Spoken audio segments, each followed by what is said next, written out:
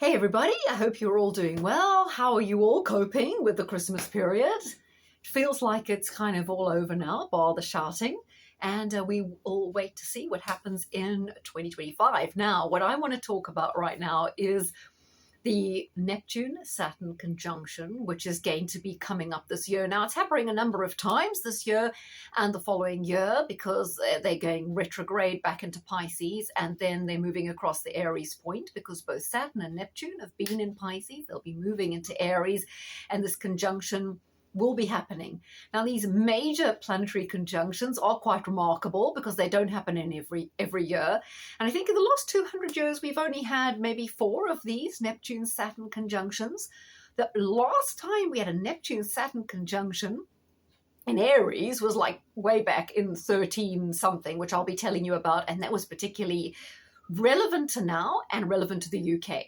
So I want to talk about the other things that I feel are relevant to Neptune Saturn, and then we'll look at some possible implications as we look forward into 2025 and wondering how we can unpack this all and what's going on. Don't forget, I have done 2 other vlogs which are kind of prep for what I'm going to be talking about in terms of the UK chart and the USA.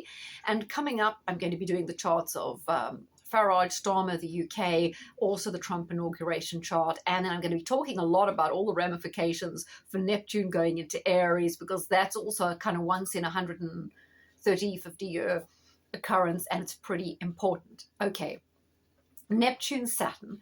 This has strong connotations to communism. So let's talk about 1846. There was a Neptune-Saturn conjunction. Shortly after that, the Communist Manifesto came out.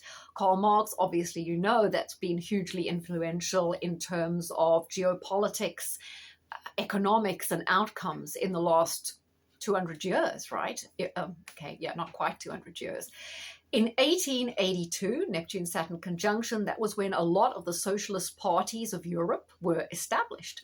Then we go to 1917, the Russian Revolution. Again, Saturn-Neptune conjunction. 1952, Saturn-Neptune conjunction. Obviously, none of these are in Aries, right? That goes way back. That was when Stalin died, but there was the expansion of the kind of Soviet empire through the Third World, through Africa. You know, this kind of Soviet communist ideas were really being pushed into Africa, and also more subtly through the whole demoralization and march through the institutions that was happening in America and Europe, particularly Western Europe. 1989, there was a conjunction of Saturn and Neptune in Capricorn. That was the fall of the Berlin Wall, the fall of communism, the fall of the Soviet Union after that. And it seemed that communism was kind of over. But no, it had actually just metastasized. It was only really getting going. Okay, before I go on to talk about the other nuances to do with communism and why I think this is relevant now, the last time this one happened in Aries, as you know, I was going to mention that, was during the Peasants' Revolt of 1372, which happened in the UK. And let's just have a quick look at what it says about that. So this is Wikipedia. So the Peasants' Revolt, or Great Uprising, was a major uprising across parts of England in 1381. So it's just post the Saturn-Neptune conjunction. And it had various causes, socioeconomic, political tensions. Some of these were generated by the Black Death. So yeah, if you think about now, we still have a lot of fallout after the COVID era, right? There was also high taxes, well, ditto now. There was a conflict with France, the 100 Years' War, and all of this caused instability. Well, we have this ongoing conflict with Ukraine and various other, isn't that so? And interpretations of the revolt by academics have shifted over the years, but it was once seen as a defining moment in British history. Right, so that's going to be interesting. And Saturn-Neptune has also been rather interesting in terms of the royal family. And as you can see now, their popularity massively waning, particularly because Prince Charles is perceived as being unpatriotic, woke, into all the kind of Larry Fink kind of DEI, ESG stuff, World Economic Forum stuff, as people saw who watched the Christmas address. I mean, obviously that went down like a lead balloon.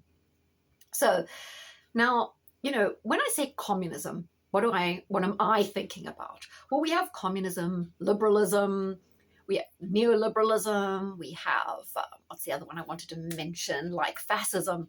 All these are pretty similar, really. All they really are is a power grab, but all of them have a different cover story so that they can get their client groups through which they want to affect these different ideologies excited. So obviously with communism, we have the Marx thing, the workers owning the means of production and all that sort of stuff to energize the proletariat, to overthrow the bourgeoisie and usher in this new age of communism. But one thing, fascism obviously used nationalism as a vehicle. Liberalism uses kind of diversity, equity, and modern values as a vehicle. But the end result is always a power grab.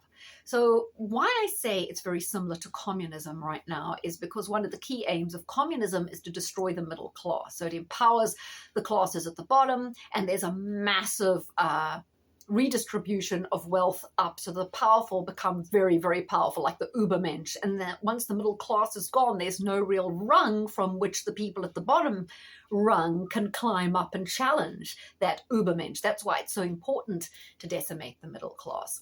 Communism also was against family. Well, we've seen wokeism all destroying that, but they kind of finished with that phase. And that's why wokeism is going to wane as they bring in this whole shift using communism. Now, the other thing about communism is the economy's a plan. There's no free market. We see this coming through with net zero.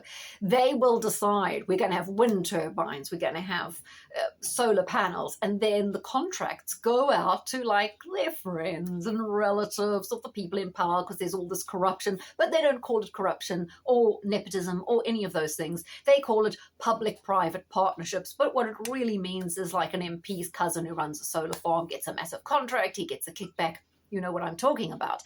Not like the free market where someone who wants to go explore for gas can maybe get a loan from a bank, find a new deposit of oil or gas, and then produce cheap energy that really a lot of people are going to want to buy. No, the same way they are deciding that you will have electric cars, you're not deciding that.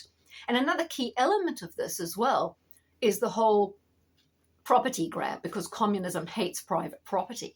How do you get people's property away from them? Well, you introduce rules like, well, you've got to upgrade your property to meet these net zero standards or these energy efficiency standards, and this might be very costly. And if people can't afford it, they might be stopped from selling or renting their home. So that way it decimates the property value. Another way they can do this is, like I say, a lot of properties in the UK may not even be able to be upgraded because they're such old housing stock. So what do you do then? As you can see there, the attack on property. You can see how all this communism is working through right now. Even on the surface of it, we have a surge in nationalism. Now, you will know if you live in the UK, but I'm sure this is applicable to loads of places in the world like Canada and the USA. Angela Rayner's been talking about restructuring the local and district councils, introducing mayors. And as a result, there won't be local elections potentially in May next year. So George Galloway and a lot of the talking heads are saying, oh, it's because they're really scared of reform coming on strongly and embarrassing the Labour government and causing a rumpus where Keir Starmer might have to resign, and that's why they're not having the local elections. But the truth is, the local elections won't be necessary because they are defunct, the current structure, because they'll be introducing these mayors. And the whole idea is to bypass central government. So while everyone's focusing on reform, the Prime Minister, and maybe Donald Trump in America, they are going to introduce all the 15-minute cities, all the World Economic Forum agenda on a localized level through these new mayors. And that's why they want to get rid of the current structure of the councils and the councillors. And they're going to be telling it to you like, isn't it great to have control locally? Everyone wants control locally rather than with the central government. But you won't really get a say locally because all the orders are going to come direct from the World Economic Forum. They will be the same for every region of England as they will be in Australia, America, and whatever, but they'll implement on a localized level. So while people are thinking they are winning on a big level, because maybe Trump's in or maybe they're going to get Farage in, they are tying everything up at a local level. And by the time Farage does get in, the contracts are all given out. There's nowhere else to go with this. It's all over by the shouting. Hence